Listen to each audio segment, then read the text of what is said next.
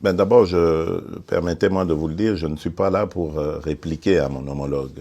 C'est quelqu'un avec qui j'ai de bonnes relations, je saurais comment passer le message autrement.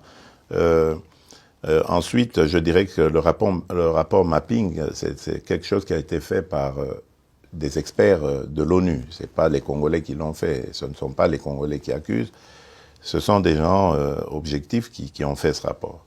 Et ensuite, je dirais aussi que euh, justice doit être faite pour toutes les victimes, toutes euh, qui sont tombées, qui ont été arrachées à la vie au Congo et ailleurs dans la région.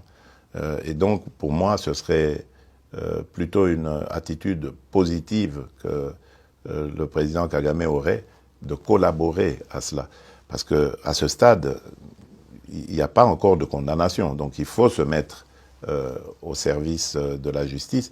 Et si ces gens qu'il défend sont innocents, la justice les innocentera. Quant à nous, à moi particulièrement, je tiens à ce que la paix et la sécurité reviennent dans mon pays, parce que je veux tourner cette page sombre de l'histoire de l'Afrique, qui est une honte de vivre en se regardant en chien de faïence avec ses voisins.